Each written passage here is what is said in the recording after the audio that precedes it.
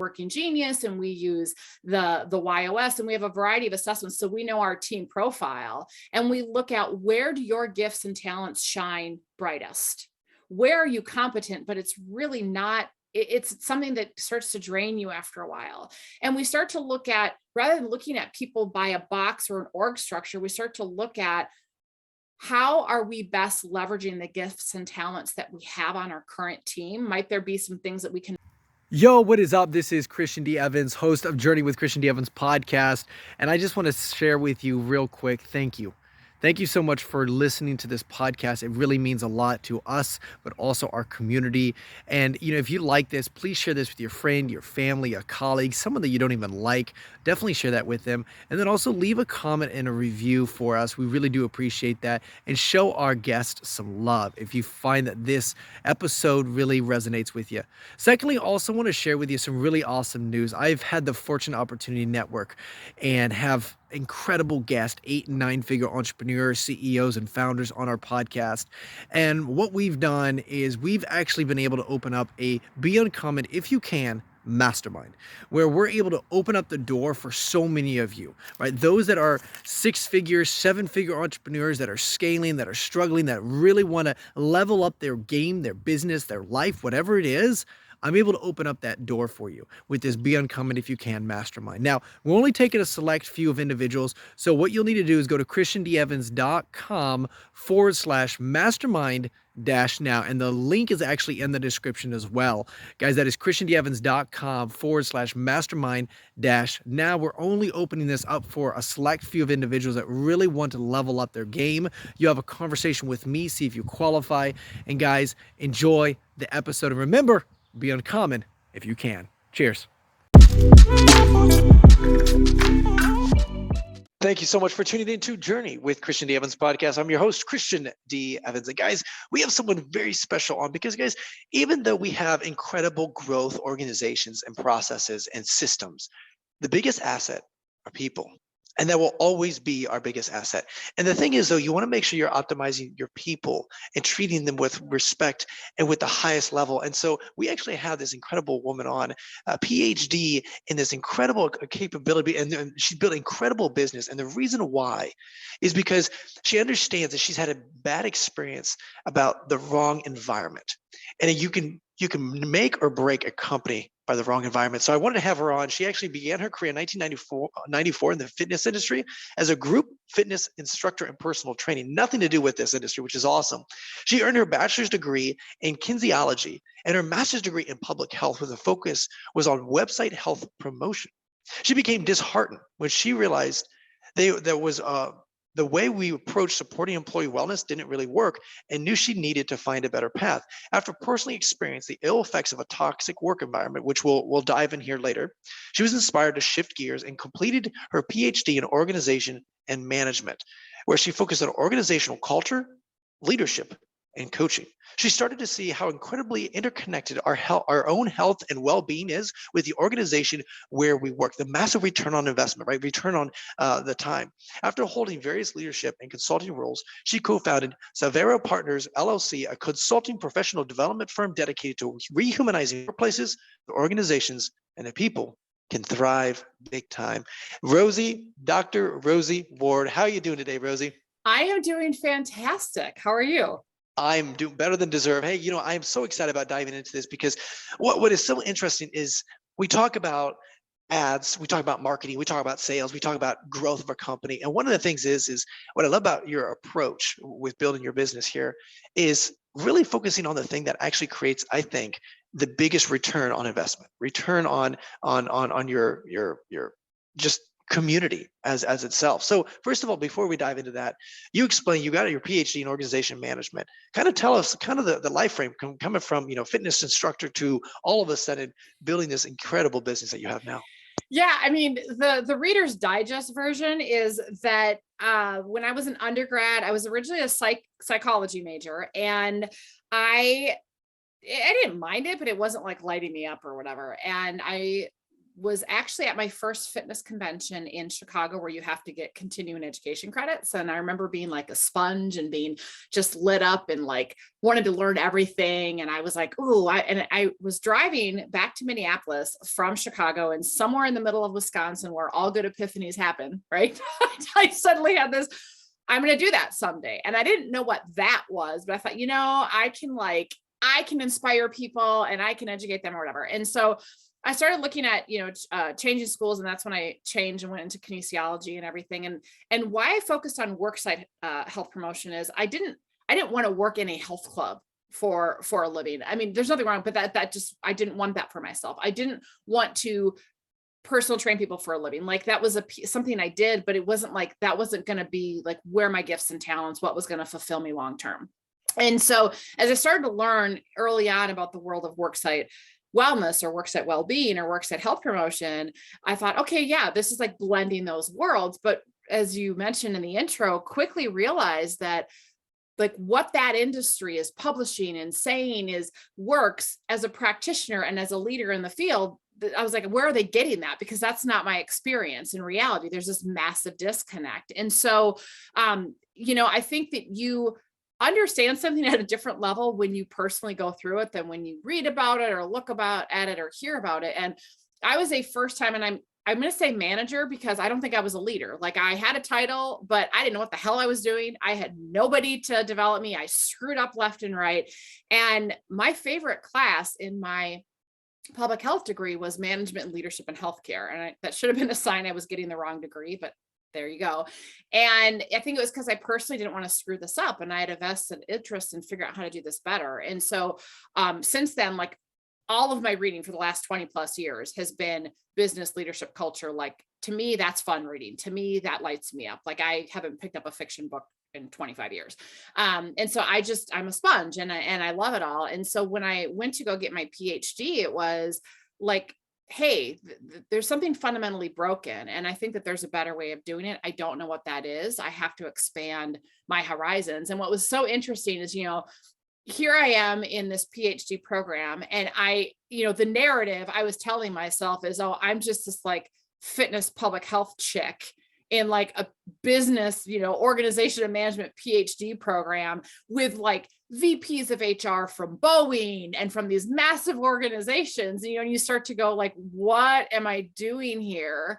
But then quickly realize, no, like I actually have a lot to contribute because I'm looking at it from a completely unconventional lens and bringing that perspective of health and well-being into, well, what are we actually doing in workplaces? So that was kind of the start of it. And I was fortunate to, while I was working on my PhD, I was working at a university that was very supportive and let me play. And so I started to like do some exploratory work and just started to kind of build from there. And I just feel like it's been an ongoing evolution and learning from there. That's awesome, because one of the things I think is your tagline is rehumanizing workplaces and supporting people to show up as brave leaders regardless of their role. And I love that tagline. But first of all, let me ask you, like, what does that mean to you? And like, what was the creative thing that happened to you in your life that said, hey, this is it. This is what we do. This is how we do it.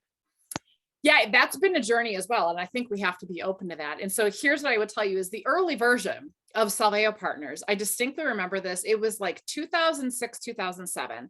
And I was working at the university, and the CFO at the time and myself did not see eye to eye at all on what the focus and the direction was for my department and why I was there. Luckily, I did not report to him, but I think my boss was on vacation. I don't remember. And he got some bug up his butt and froze my budget. And he said, Rosie, until you and I can get on the same page, I'm freezing your budget, which meant I couldn't do anything. And I'm the type of person, like, you give me a wall and I'm going to find a way to leap over it, or you put a barrier my way and man, I am going to freaking prove you wrong. Like, that's just like, I don't know, maybe it's spite, maybe it's, I don't know what it is, but that's in my personality. And so I remember I was pissed off and I went to my office and I had all these Zen like fountains and stuff. And I'm like, okay.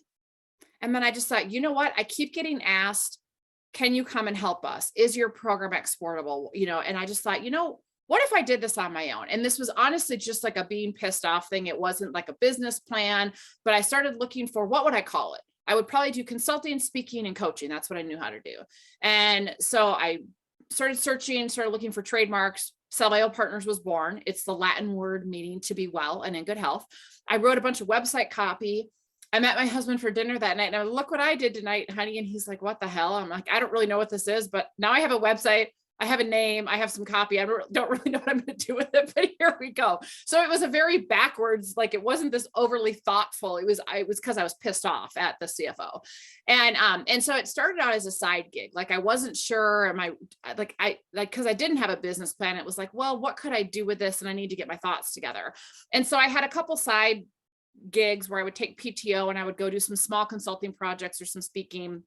And then a consulting firm came calling, and rightfully so, like we had to draw up lines in the sand, pre-employment agreement, and basically said I was not going to work on selves Partners while I was there. So I kept renewing like the name, but it basically sat dormant for years. It was like, I don't know, I'm going to come back to it someday, but I don't want to get rid of it because there was something to it. So something said, hold on to it. And then when things went south at that job, that was in about 2013, I was like, okay, I'm gonna resurrect this. It's time. And so I will say that initially it started as we published our first book. It was kind of just more of a thought leadership page. And it took quite a bit of pain to get to like, who are we? Because people would go to our website and they would say, well, I love your content. I love hearing you speak. I love your writing. I love your book, but what the hell do you do? And I was like, well, that's a really good question. Well, we consult. Well, on what? Your website doesn't show it. And so it was actually through a process of, we hired one of those matchmaker marketing firms, that's like, oh, we're going to help you find companies. And through that process, they're doing a discovery and realized like, we didn't have a clear story to tell. We were doing work with other companies on purpose, but we didn't have our own crap together. And so it really forced the process of starting to go, who are we? Like all this stuff we do, why do we do what we do? Right? What's behind it? And so it really, like it used to be, well, we were creating thriving workplace cultures. And that was like the first iteration. But then it turned into, but it's bigger than that. Like it really was about humanity. And so it was really this evolution of having pain points, not knowing how to talk about yourself, having people say, I don't know who the hell you are, trying to figure out how to have prospecting conversations and trying to refine like, what's our story? Who are we? And so we followed the cue of Simon Sinek. Instead of going from what, how, what, like, what do you do? We started with why, like, what is our purpose? Why are we doing all this stuff? Like, what, who cares? And that was really a pivotal turning point, is getting really, really clear about what that was. So again, it was an evolution, I think, of doing work, but not really knowing how to package it, not knowing how to talk about it. And finally going, okay, like, why the heck are we doing this? And then I will say, once we did that, it was super, I'm not going to say easy, but it became so much clearer of like what speaking engagements I would say yes to versus no to, because this one doesn't want me to talk about the science. It wants me to ignore the elephant in the room. Sorry, I'm not the speaker for you, right? Or you want me to just come in and like give you warm fuzzies, but you don't want to be challenged. I'm not a speaker for you. Here's a consulting client that, doesn't want us to dig under the hood and just wants to do like, it's like a check the box, but don't waste my time. So it started to become a lot easier to get clear about how we talk about ourselves, what we say yes to, what we say no to. So it wasn't a clear straight line. There was a lot of squiggles and detours, but that's kind of the winding journey that got us to the purpose that we have today. I love that because one, you decided to drive and have that incredible vision from pain, right? And what I found so interesting is how some people can have almost the same situation, but their experience is tremendous, or their interpretation is tremendously different. So some people, they just say, oh man, I had a bad experience, I'm just going to go find another job, and period.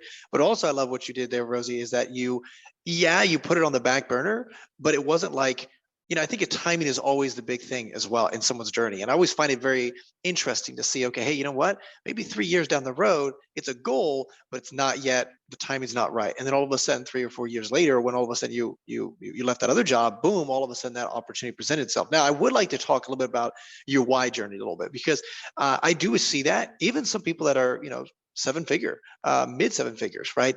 And really taking your business, there's a lot goes into it, but taking your business to 8 figures and 9 figures, you really have to dial in your client, but also your stories, right? And Yep. so you had incredible stories, but I like to talk a little bit like, how did you personally get clear on like, hey, this right here is why? Did you have to go internal and ask yourself some, analytical questions and analyzing yourself and saying, why am I even doing this? What's going on? I'd love to walk through that journey a little bit.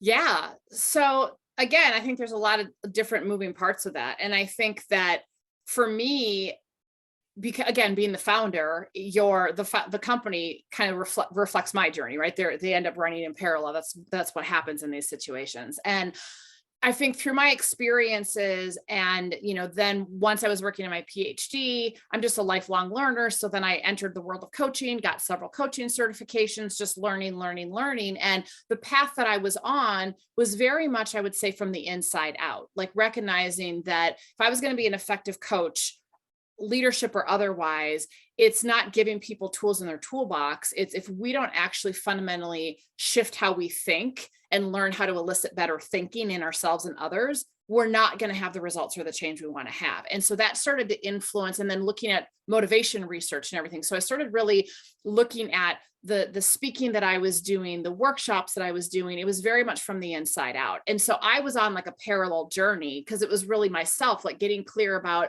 self-limiting beliefs from childhood and where I came from and what I wanted. And every good coach has also been coached multiple times. And so right through my own coaching journey, through my own growth journey of really just kind of looking at, I became very connected to and convinced that we have to shift thinking before we can have behaviors change at whatever you're talking about. And so I had early taglines and stuff that were like transformation through better thinking, transformation from the inside out. Like that's always been like part of my thing. And then I started, as more wonderful people have come out with their research, like Brene Brown and others, and you start to recognize that it's not just that we have to focus from the inside out, but it's common humanity. Like as human beings, we get in our own way from the inside out because we tell ourselves these stories, right, our thinking gets in our way, and that gets in our way of being able to have the results and the impact and the relationships we want to have. And so when I was trying to go, well, gosh, what is my why?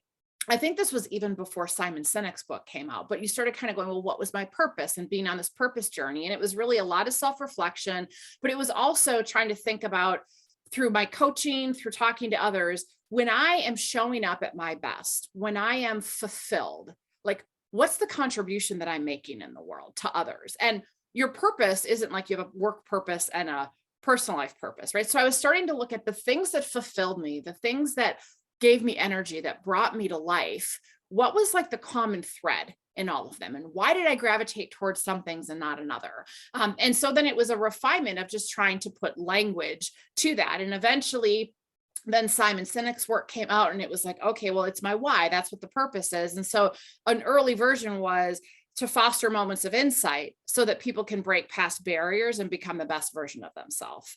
And you'll start to see like how we define leadership and the work we do, like it started to influence that. And when I really think about then rehumanizing the workplace, it's really, are we creating workplace cultures and environments where people can show up in their full humanity, right? That they can be a better version of themselves, have an environment where they can grow and become, they can have an impact, they can be fulfilled. Like they don't have to pretend that everything's okay when it's not. They don't have to have their masks on, their armors on, because, we waste so much energy, right, trying to hide our inadequacies and pretend, that we're something we're not, and it's not helpful. And so you put a bunch of us together in a workplace or team or community, and we're all, hiding our stuff and not wanting to be found out.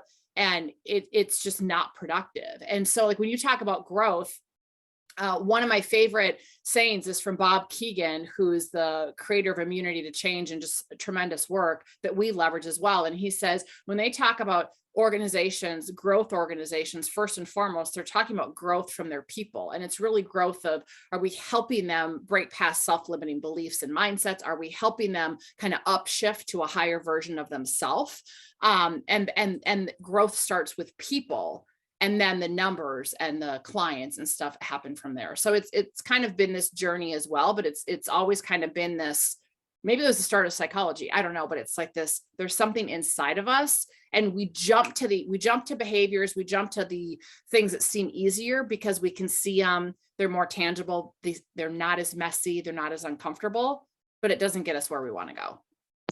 Well, what I love about what you're saying here specifically is that I have seen a lot of toxic, situations, right? And what I know is running a business with a toxic environment, whether it may be one person affecting 10 people, or that one person is maybe the best salesperson or the best marketer, whatever, but that person is affecting 10 people, which then of course the output is ineffective. It only drops down like 70, 40% or something like that. Now, I have read a article where if you don't have like mental health, days, mental health ability, I know remote has helped this a little bit, but I do understand that the output of each employee is affected by making sure that they have, that they feel valued, right? They're for a larger mission.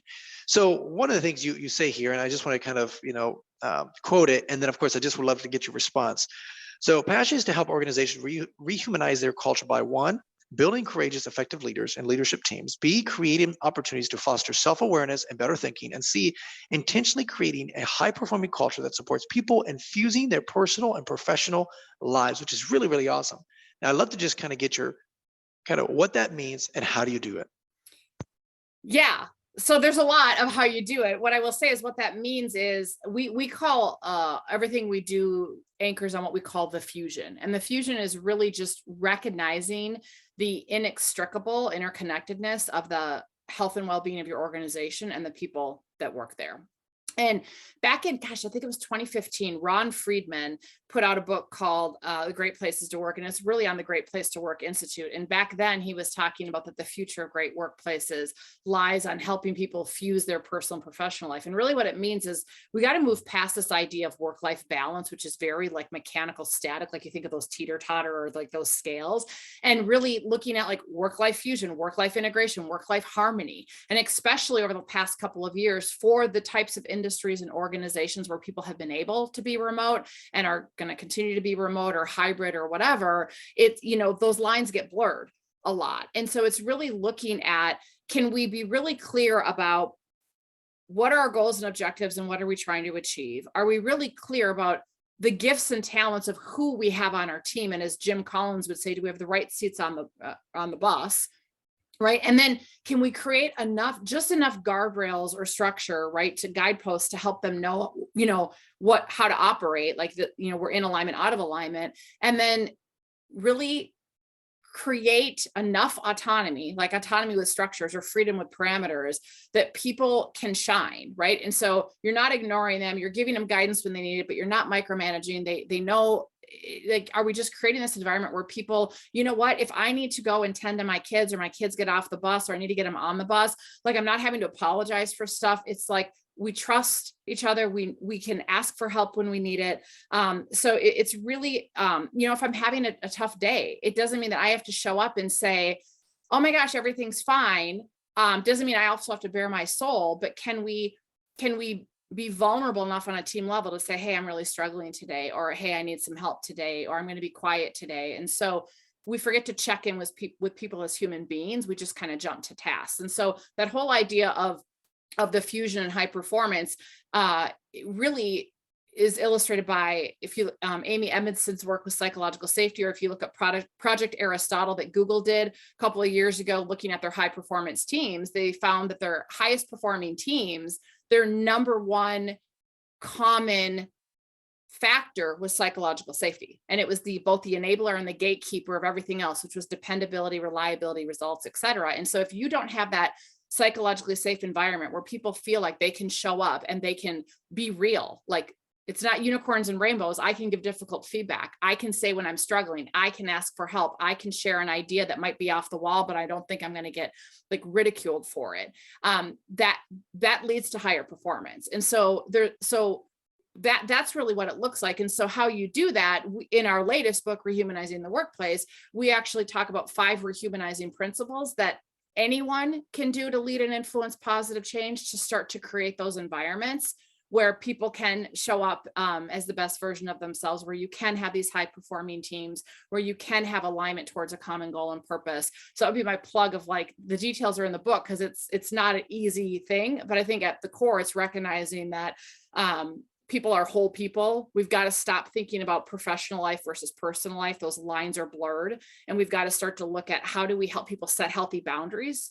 Because those people that are working remotely, a lot of them are actually even more stressed, because they're either feeling like they have to prove themselves because they're not seen in a workplace, or they're working more and they're not taking breaks. And so it's, do we help people set healthy boundaries? Do we honor what they need to take care of themselves? Are we looking at what people need to be whole and as complete as possible, knowing that we're not static, the world isn't static, et cetera? Wow, such really good, solid points in that regard. Because obviously now, with everything has been pushed over to remote, I have seen people that have, what I've noticed is it's more project based now, instead of that 8 to 5 Monday through Friday, and then like a lot of wasted time, just talking to people and blah blah blah. What I've noticed is it's almost more productive, and the reason why is because now they can put time constraints. Hey, I'm going to work, 8 o'clock in the morning till noon. As long as I get my project done, whatever, I get the rest of the day off. And of course, now, like you said, it's just, now some people, you may have to, some days have to work the whole thing, or Saturdays or whatever.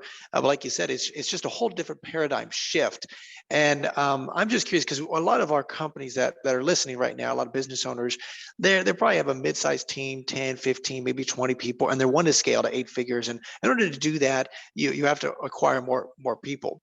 And what I'm intrigued with is always like, what's a healthy approach to that? Because they understand now, right?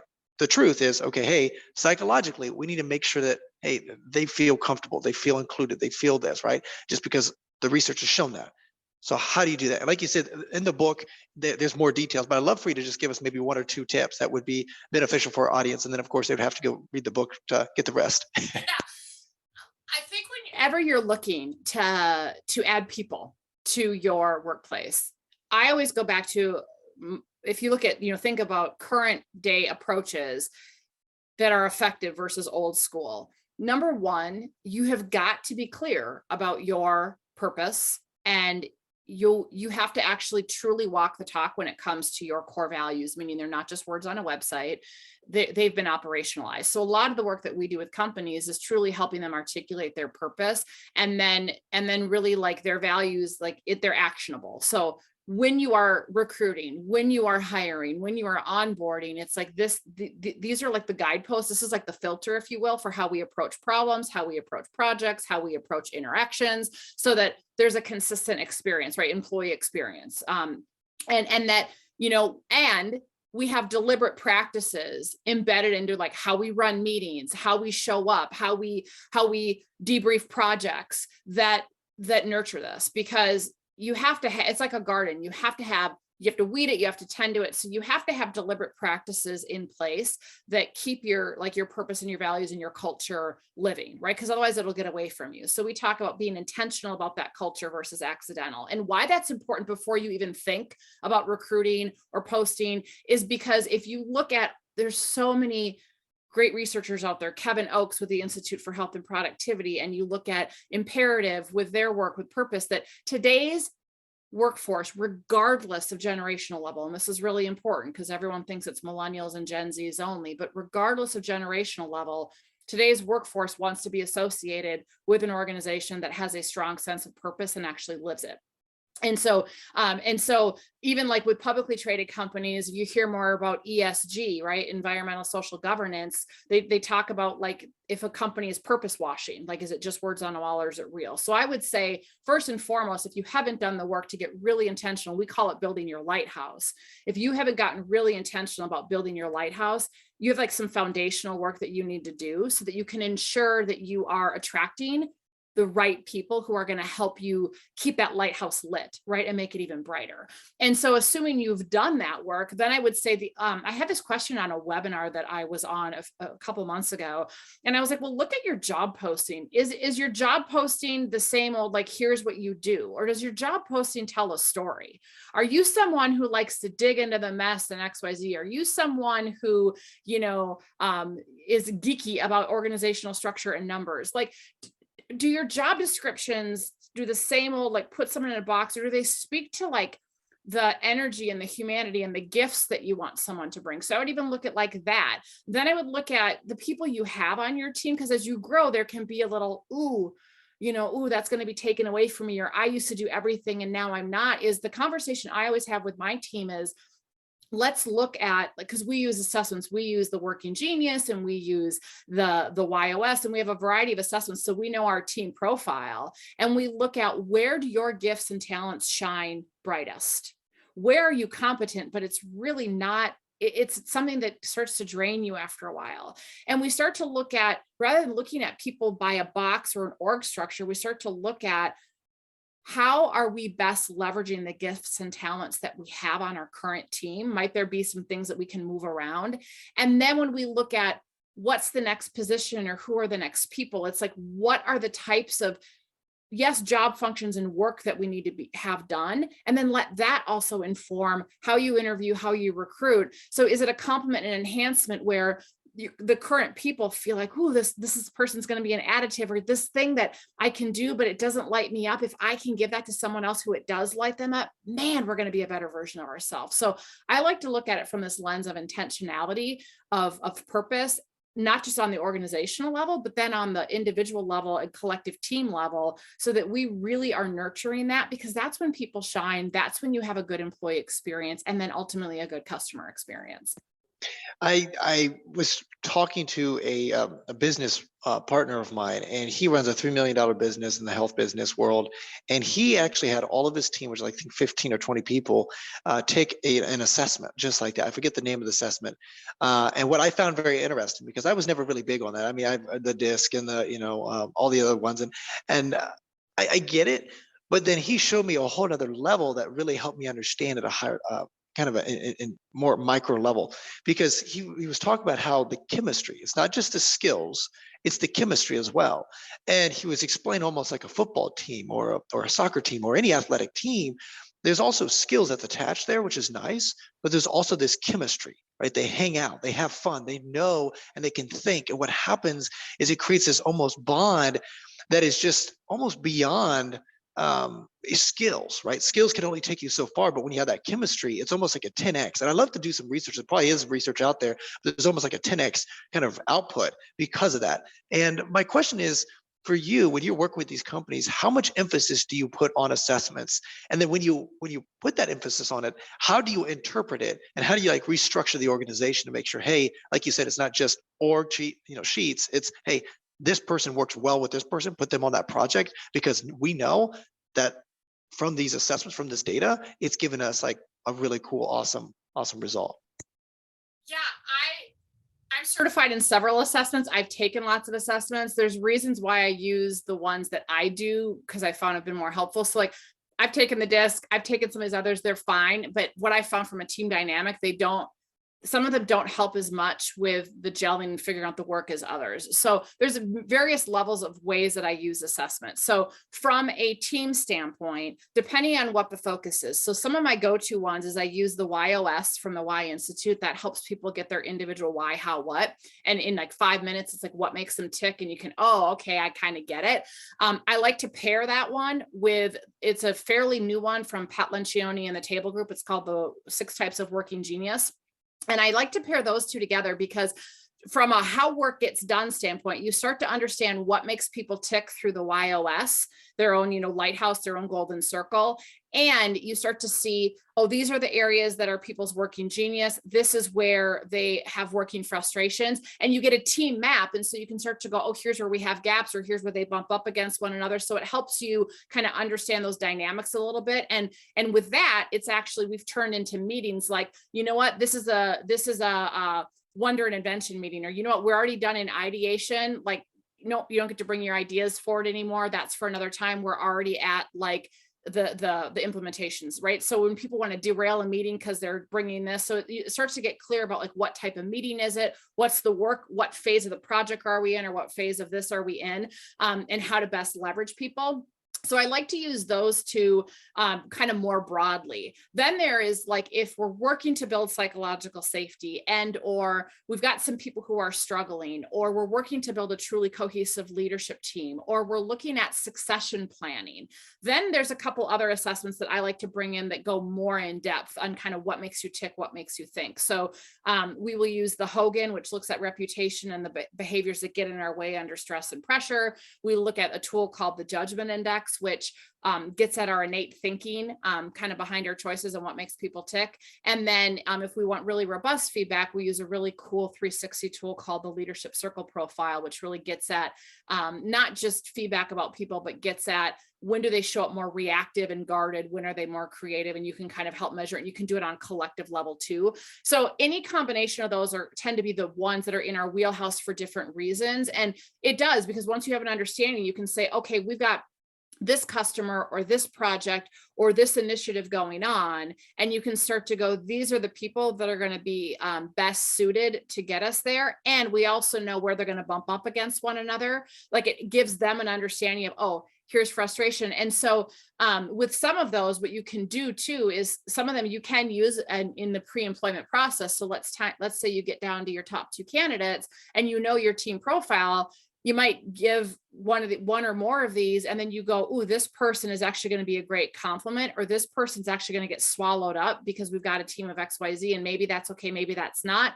Gives us some interview questions. So again, this is not about finding people. I want to be really clear. You're not taking this assessment to then find everybody that's the same. That doesn't help anybody. You want diverse teams. You want diverse organizations. What it helps you know is like, where are you too skewed? Given the dynamics of the group, is this person going to be the right fit to like fill in the gap that you don't have?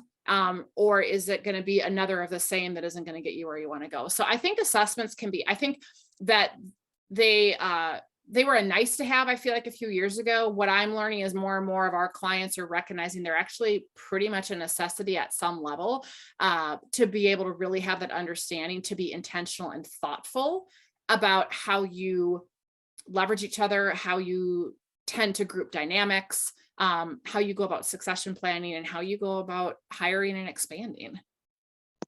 See, and the whole point behind this, what I think is so incredible, is the transformation from the old style to the new style, and how we can be more intentional by gathering more data. And the more data that we have, then we can obviously, like you just said, I think it's just remarkable to see that. I mean, there's been many research panels about obviously groups of 20 and less, right? Kind of that pizza. I think Jeff Bezos talks about the pizza kind of group, whatever can build a group, and they understand that those groups are productive. And I just think by leveraging even this part of your toolbox, implementing that in your business, I think is remarkable. What I'd like to kind of dial in is maybe give us kind of an example of maybe a business that you work with that was struggling with this area. You don't have to name names or anything. And then as well as like, because of your company, you've been able to produce this result, and they've been able to maybe see more efficiency, maybe more productivity, maybe investment, maybe more money. Like what kind of results because of your help and by implementing these systems? Yeah, I mean, we're fortunate that we've got some really great clients. One of them we write about in the book. So I won't say their name here. You got to read the book to find out. But they've been very open about that. Had they not done the work that we've been on partnering with them, because it's a partnership. I never say we can take credit for everything. It's a partnership. But had they not been partnering with us pre-pandemic, they're like, I'd hate to think of where we were right through the pandemic. And they actually had their best year last year, and they had a rockin' first quarter this year. So, they're on the right trajectory. And really with them, what I will say about them is it started out where, when their then CEO, we were talking to them, they had a group of, they're spread out all over the place. And they had a group of people that I think actually at the time, the irony is they were wellness champions. And this is where I think listening, finding opportunities, and being thoughtful and getting out of your own comfort zone maybe is helpful, because a request came in. I think it was actually a contact us through our website. Like, hey, I know you speak to large groups. Do you ever do smaller like company stuff? And so it was like, well, let's hop on a call. Tell me more. Right. And it was literally just asking questions. Well, why do you think this group needs to be re-energized? And what's the intent behind this group? And what are you looking for? And tell me a little bit about your company, and you just start like wanting to understand more, and found out, well, it wasn't just the need to energize this group. It was basically that, they had a lot of really good stuff, but they really hadn't been intentional about their culture. They hadn't done much for leadership development. They had changed their structure to become an employee-owned company or an ESOP with a really unique structure where everybody's an equal owner, but people didn't know what that meant to be an owner. And so it was like, and they were struggling with that. And so I was like, okay, well, we can do this, but there's a lot of stuff. So I said, well, let's start small. Let's try each other out. So I convinced them to change that group to culture ambassadors. So let's change this group and think broadly of where do you have representation throughout the company? Can we bring them together and do a couple half-day workshops of what does it mean to be a equal owner? What does it mean to show up as a leader? Here's some tools to help you be more self-aware. Here's some tools to help you be a conduit for positive change, kind of laying some foundation. And then it launched from there. And then it was, well, we really don't have clarity of our purpose. Our leaders need help. And so then we said, well, here we go. Like, let's talk about a why journey. And we had proposed use that group of culture ambassadors to have a workshop, follow Simon Sinek's guidance, and help them figure out what their why is, their why and their how. The CEO came back and said, well, Rosie, you always talk about you need to include everybody in the process because people only support what they've helped to create. I'm like, yes. And logistically, like your company, this is what I'm suggesting. He goes, nope, we're going to have everybody. So in a 4-month period, we did 16 why workshops. Every single 550 employees of their company went through, and we did these repeat performance. We used their culture ambassadors to finalize their why. It was this incredible process that everybody in that, we gave them all common tools and language of how to show up as an owner, what it means to be a leader, giving them self-awareness tools. The next year, we then did follow-up workshops of, okay, you now found your why in your house. Now this is what it means to live it. We started doing workshops with all of their 110 people leaders. We started doing in-depth coaching with their senior leadership team with assessments. We were working with their culture ambassadors. So we were surrounding them with a lot of different angles. And what we always say is when a company gets intentional about its culture, not everybody's going to survive the transition, and that's okay. And so what they were finding is some people who maybe there wasn't accountability, they weren't dealt with. We also used our culture survey to kind of measure along the way and kind of could see improvements. And there were some people who left, which was a good thing. There was some losses that weren't so great, right? But they started to really get clear about their message, how they talk about themselves on social media, help them get through some difficult situations that came up. And I know the CEO and I were on actually a conscious capitalism senior leader brain trust, like talking about like his journey, and I coached him as well. And they've just been so grateful and appreciative. And again, they're on an ongoing journey, but I would say to come through a pandemic as a business that was considered essential, but a lot of businesses were struggling, dealing with supply chain issues, and to have pretty much a record year in 2021, to have a rockin' first quarter in 2022, the work that they're doing is paying off. And like I said, so it's just been really cool. They're just such a great partner, and it's been so fun to be a part of their journey and to continue to guide them, because the work isn't done, but they've put so much intention into it, and they're seeing the fruits of their labor of being this conscious human business. And it's very cool. And it's cool to see the impact it has on the people there. And they talk about how different it is and how they could go to a competitor and like people don't realize how good they have it there, and that no, things aren't perfect, but oh my goodness, and they've just got such a good heart, and you see it in the people and you hear it in the emotion. And to me, that's like, yep, that's how work should be. See, what I love about what you did there is just bring such massive clarity to something that's very convoluted. And the end result was a lot of people themselves filtered themselves out of the process, out of the company. And that was, like you just said, that was fine, because now it became a light machine that was more productive, because now the chemistry behind it was just revolutionary. I think that's awesome. Rosie, I just appreciate the immense value that you brought just talking about this subject, because and what's so interesting is that was an example of a 500 employee business, which is obviously probably pushing easy mid 9 figures, if not $1 billion. And what's so interesting is that they were in that situation. And so I always think, doing it proactively on the forefront and making sure you reestablish that. And of course, you have to revisit that every maybe 5-7 years and whatever. But Rosie, before we let you go, I would love to get kind of like, where can our audience reach out to you? You can work with them. How can they reach out to you? There's lots of ways they can reach out to me. Would love to chat with people. So our company website, Salveo Partners, SALVEO partners.com. We also have a page on LinkedIn. We post there. You can follow me. I also, in addition to Salveo Partners, I have drrosieward.com, and that's where I have blogs. I have my own podcast, Show Up as a Leader. We put stuff out there to help people be a better version of themselves. You can find me on Twitter at Dr. Rosie. You can find me on Instagram and Facebook at Dr. Rosie Ward. We also have a really great conference coming up in Minneapolis in September that's really full of it's all about bringing humanity to the workplace. We've got some incredible speakers. It's called the Fusion 2.0 conference. We also have a showcase page on LinkedIn for that, but Raj Sisodia, who is the founder of Conscious Capitalism, Kristen Hadid, author of Permission to Screw Up. We've just got some amazing folks. So there's lots of different ways to get involved. You'll see links for our books on our website. And just happy to further the conversation and add value where I can to people.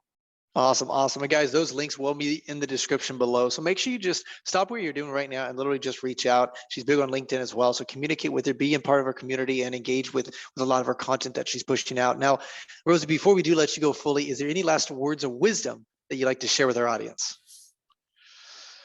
What do I feel like sharing today? I think what just keeps coming up over and over for me and my clients and the people I meet is, I think we have to start to give ourselves and others permission to honor our own humanity and recognize that the past 2+ years have been really tough, that a lot of us are not showing up as the best version of ourselves. And we have to give ourselves a little grace and look at, how do we hit a reset button individually and collectively, and start to use some tools that are all around us, that aren't rocket science, but use the tools and show up as a better version. Because I think if we can get off this judgment and nitpickiness and perfectionist and just move into some grace, some acceptance, some curiosity, and some hope, I just think that I think that's what we need right now. I think that's what people are looking for from their world, from their businesses, from their leaders, and I just think it's necessary. That is awesome. I love that. And Dr. Rosie Ward, that is an incredible interview. I appreciate you being on here. And guys, that is Journey with Christian D. Evans podcast. Until next time, remember, be uncommon if you can.